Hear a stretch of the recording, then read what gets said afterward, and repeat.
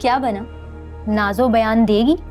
वो कह रही है कि जब तक तुम बब्बू खाला से माफी नहीं मांगोगी वो नाजो को लेके कोर्ट में नहीं आएगी। हरगिज नहीं। मैं कभी भी उन लोगों से माफी नहीं मांगूंगी फहद। मतलब मेरे भाई को सजा हो जाए तुम्हें इससे कोई फर्क नहीं पड़ता? कुछ भी हो जाए फहद, मैं उस बुढ़िया के सामने कभी भी नहीं झुकूंगी। तुम अपनी अना की खातिर मेरे भाई की बदी चढ़ाना चाहती हो? देखो पारो, मेरा भाई मेरी जिंदगी है। मैं उससे तुमसे भी ज्यादा मोहब्बत करता हूं और तुम मेरी खुशी की खातिर इतना भी नहीं कर सकती कि जाके उनसे माफी मांग लो। मुझे अपनी अनाना तुम्हारी मोहब्बत से ज्यादा अजीज है फहद। और क्या तुम मेरी खुशी की खातिर अपना ये मुतालबा तर्क नहीं कर सकते? चंद पैसे ना खाला के मुंह पर मारो और फिर देखना वो खुद ही नाजो को लेकर अदालत पहुंच जाएंगी।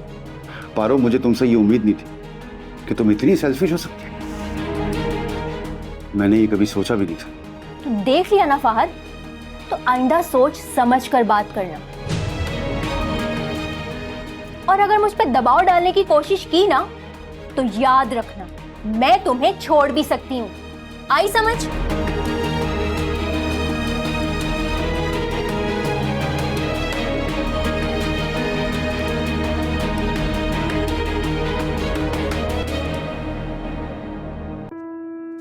अम्मी की बहुत याद आ रही है।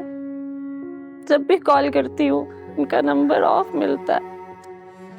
है भाई, तुम क्या हो गया तुम्हें?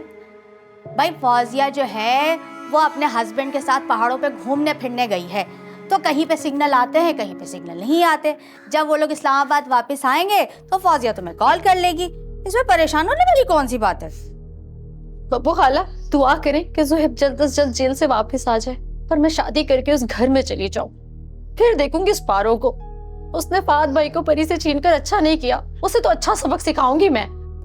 मुझे तो परी की फिक्र खाई जा रही है। उस मासूम बच्चे पर वो चालाक नागिन सौकन बनकर बैठ गई है।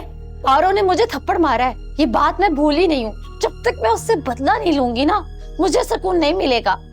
हाय हाय, तुझे अपने थप्पड़ का दर्द इतना महसूस हो रहा है और उसने जो सबके सामने मुझे चोर बना दिया था वो तुझे नहीं नजर आ रहा? क्यों नहीं है बब्बू खाला, उसका भी बदला लूंगी मैं उससे। मैं तो सोच रही हूँ कि मैं उसकी तलाक करवा दूं, लेकिन ना उसके लिए परी को हमारा साथ देना पड़ेगा।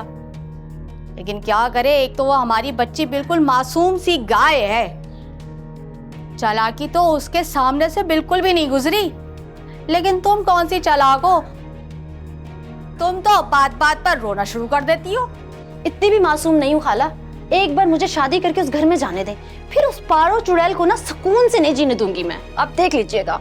हाँ, तो साजदा को देखकर ही अंदाजा हो गया था मुझे कि वो उस बेचारी शरीफ औरत को घर में तुमने नौकरानी बनाकर रखा हुआ था।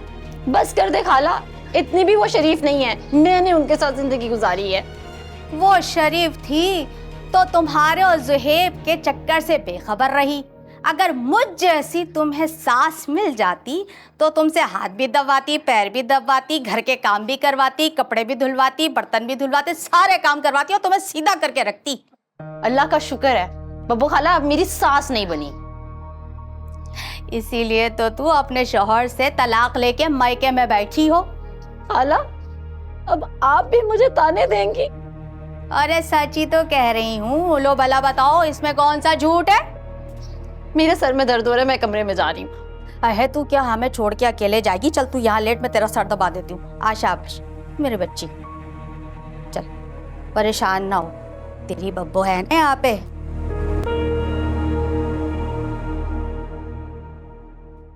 अब्बा ये लें आपकी चाय। अरे ये बड़ा अच्छा किया तुम।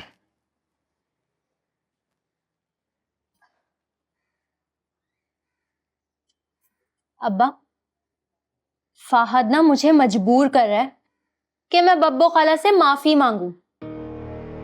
मैं मर जाऊंगी लेकिन बब्बो खाला से माफी नहीं मांगूंगी। ये बात है। वैसे बहुत अच्छा खेल लियो बेटा।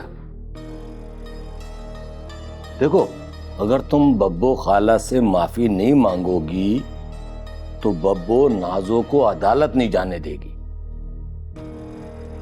और अगर नाजो अदालत नहीं जाएगी और जाके ये गवाही नहीं देगी कि मैं अपनी मर्जी और रजामंदी से जुएब के साथ भागी थी तो जुएब की सजा तो पक्की। अब्बा मतलब सांप अपनी मौत खुद ही मर जाएगा और नाजो भी इस घर में नहीं आ सकेगी। और फिर हमारे लिए मैदान बिल्कुल साफ हो जाएगा। फिर ये घर जो है ना, मैं तुम्हारे नाम करा दूंगा, बस मुझे 1 साल मिल जाए। कागजात में रद्दो बदल के लिए पैसे की तो जरूरत पड़ेगी, मगर तुम फिक्र नहीं करो, साजदा के पैसे कब काम आएंगे। बस एक ख्याल रखना बेटा कि फहद को अपनी मुट्ठी में बंद करके रहो। अरे अब्बा आप फिक्र ही ना करें, फहद तो पूरा मेरी मुट्ठी में है। वो तो मेरे इशारों पर चलता है अब्बा, ऐसा जादू किया है ना उस पर मैंने। बेटा बस एक बात का ख्याल रहे कि परी फहद के करीब ना आए, क्योंकि देखो बेटा मर्द जात है, कब फिसल जाए कुछ पता नहीं होता। अरे अब्बा फहद के जहन में ना मैं रोज परी के बारे में जहर भरती हूँ, और पता है फहद परी से इतनी नफरत करने लगा है कि अब उसकी शक्ल भी नहीं देखना चाहता। तो बेटा जहर की मिकदार थोड़ी बढ़ाओ, ठीक है? और जब तुम परी को खूब जलील कर चुको, तुम्हारे दिल को तसल्ली हो जाए, इत्मीनान हो जाए, तो उस चुड़ैल को इस घर से निकाल दो, क्योंकि बेटा उसका इस घर में रहना तुम्हारे मुस्तकबिल के लिए खतरा है। मेरी इस बात को ना ठंडे दिल से गौर से सोचना। अरे अब्बा मैं वो दिन भूल नहीं सकती जिस दिन परी इस घर में दुल्हन बनकर आई थी। मेरे दिल पर जो जलन की बिजलियां गिरी थी ना, मैं वो दिन भूल नहीं सकती अब्बा। यही गुस्सा मुझे फहद पर है।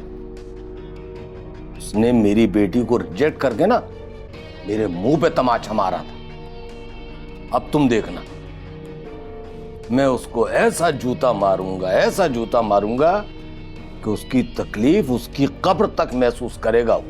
वैसे अब्बा अगर आप मेरे साथ नहीं होते ना, तो मैं तो कब की मर गई होती। अल्लाह तुम क्यों मरो? मरे तुम्हारे दुश्मन। अरे अब्बा एक दिन जरूर हमारे दुश्मन मरेंगे।